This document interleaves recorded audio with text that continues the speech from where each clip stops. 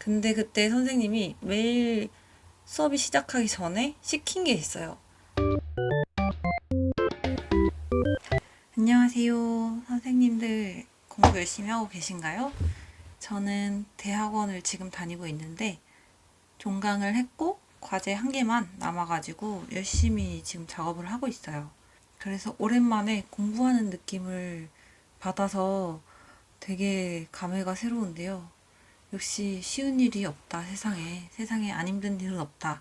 그런 생각을 맨날 하고 있고요. 제가 어제 자기 전에 게시물을 올렸는데 임용고시에 관한 게 많이 궁금하다고 하셔서 임용고시에 관해서 하나씩 풀어보도록 할게요. 그걸 먼저 하고 그 다음 유치원 생활이나 또 아이들 지도하는 이야기도 해보면 좋을 것 같아요. 맨 처음에는 저희가 임용고시가 1차와 2차가 있는데요. 1차에서는 교직 논술과 서술형 시험을 봅니다. 2차에서는 면접을 보고요. 1차에서 1.5배에서 2배수의 인원을 뽑아서 이 사람들을 대상으로 2차에서 시험을 봐요. 공고는 매년 10월 정도 뜨는 것 같아요. 나중에 한번 공고문을 같이 살펴보는 영상을 찍어도 좋을 것 같아요. 제가 화면을 영상에 올리는 기술이 좀 없어서 지금 생각만 하고 못 올리고 있는데 열심히 배워서 올려보도록 하겠습니다. 우선 맨 처음에 기초가 되는 거는 아무래도 유아교육 과정 공부겠는데요. 1차 시험을 위주로 공부를 하시고 2차 면접은 미리 준비하실 필요가 전혀 없어요. 1차 시험 끝나고 하셔도 그때 한 달 정도의 기간이 있으니까 아마 11월 말에서 12월에 발표가 나고 그 다음에 1월 중순에 시험이 있으니까 한 달에서 한 달 반 정도는 여유가 있어요. 너무 걱정 안 하셔도 돼요. 그때 완전 빡세게 준비를 하면 되겠습니다. 우선 제일 쉬운 거 논술에 대해서 이야기를 해보려고 합니다. 저는 대입 논술도 준비를 했었고 실제로 대학교도 논술 전형으로 입학을 했거든요. 논술에서 예비번호를 받고 또 최저 등급을 맞춰서 합격을 한 사례고요. 논술을 잘 쓰면 진짜 평생 도움이 돼요. 왜냐면 우리가 살다 보면 글을 쓸 일이 엄청 많거든요. 그래서 한번 해두시면 이때는 시험 준비를 위한 논술이지만 어쨌든 깔끔하게 해두시면 공문서 작성할 때도 어렵지 않게 하실 수 있고 또 살아가는 데 필요한 많은 도움이 됩니다. 그래서 이거는 진짜 논술 기초 중에 기초, 논술을 한 번도 안 써보신 분들을 위한 영상이 될 것 같아요. 우선은 제 책을 먼저 소개를 해드리면 누리자 자유 유아 교직 논술이에요. 요거는 제가 방학 때 그리고 코로나로 밖에도 못 나가고 이럴 때 좀 기획했던 책을 발전시켜서 출판을 한 건데요. 그때 제가 아무것도 하는 일이 없고 집 밖에 나가지도 않았어요. 코로나라서 너무 무서워서. 그리고 특히 코로나 초창기에는 교사가 코로나에 걸린다. 그건 정말 정말 정말 대역죄잖아요. 그래서 나가지 못해가지고 집에서 맨날 그림 그리고 글만 썼는데요. 그 결과물이 바로 이겁니다. 또 마침 저가 여기 자유쌤이고 지금 유자쌤이지만 자유쌤이고 여기 누리자 선생님이 제 대학 동기예요. 실습을 하다가 친해지고 임용고시 준비를 하면서 엄청 친해졌거든요. 누리자 쌤이 다른 지역에서 근무를 하고 계시다가 임용을 다시 준비해서 또 다른 지역으로 가신다고 또 준비를 하는데 너무 아깝다. 공부를 더 한 번 하는 게 너무 아깝다고 하셔서 그러면 거기 공부한 거 가지고 우리 논술을 써보자. 제가 또 대입 논술을 했기 때문에 논술이 진짜 별게 없다는 걸 알고 있거든요. 논술은 그냥 쓰기만 하면 되는 거. 잘 쓸 필요도 없고 정확하게만 쓰면 되는 거. 문제에 대한 답을 서술형으로 쓰기만 하면 되는 거. 그것도 답이 막 거의 그 글밥 안에 다 제시가 돼 있는 거.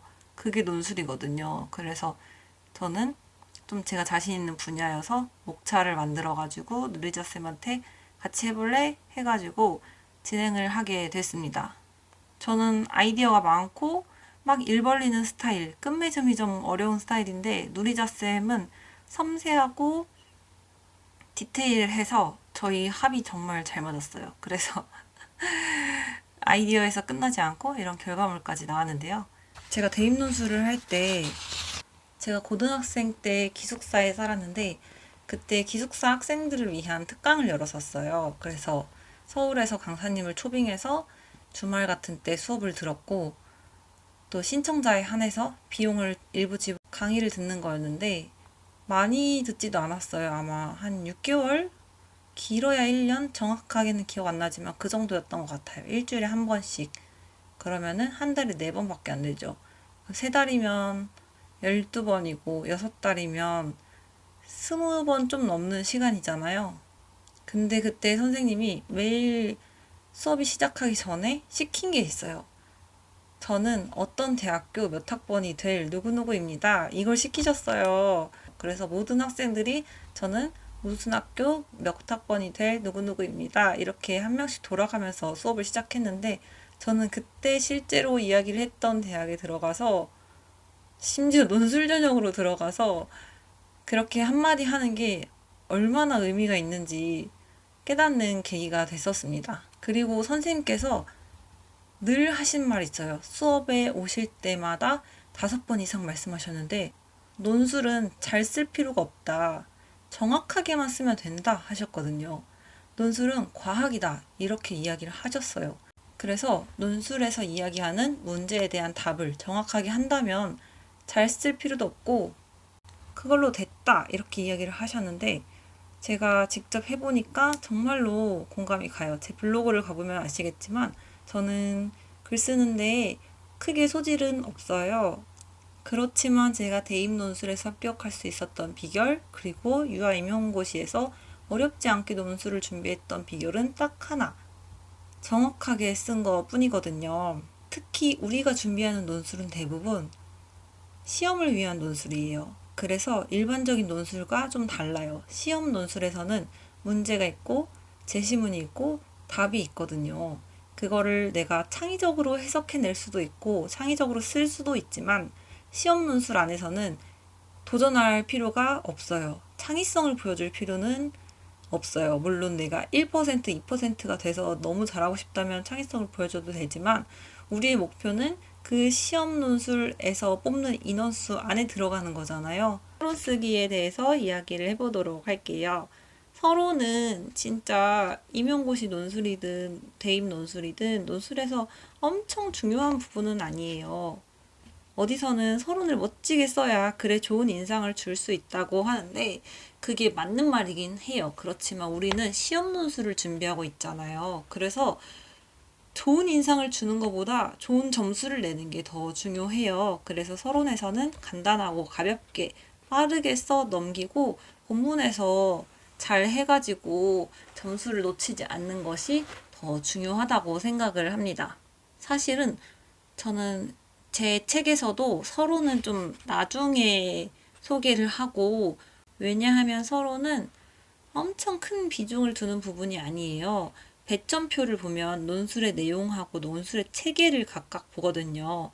근데 논술의 내용에서는 본문에 대한 점수를 평가하는데 15점이에요.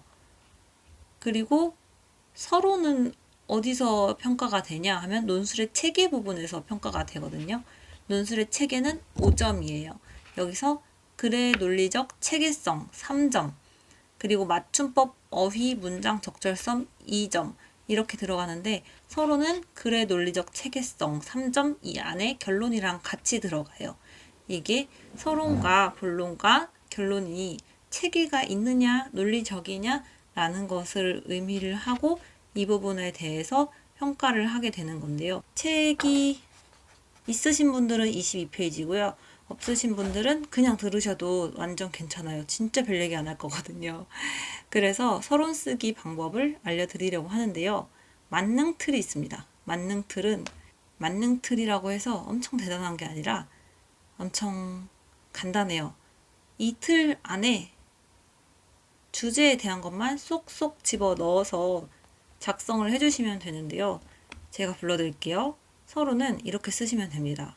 주제는 유아교육 현장에서 매우 중요하다. 왜냐하면 주제는 이러이러한 영향을 끼치기 때문이다.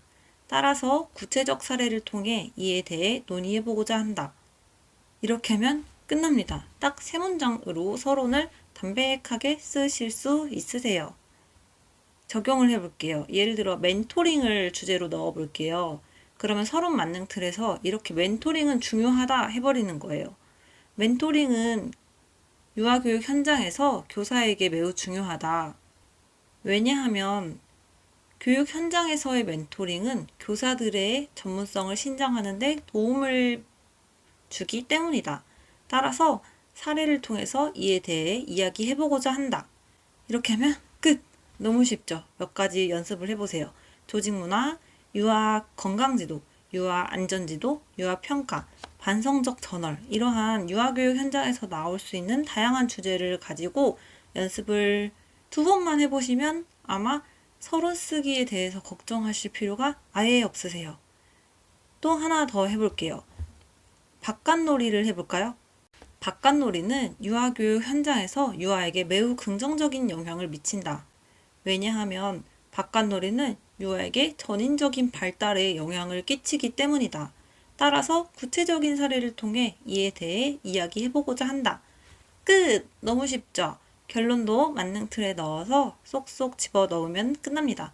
결론은 다음 영상에서 이야기해볼게요. 저는 지금 엄마랑 아바타를 보러 가기로 했습니다. 다녀올게요.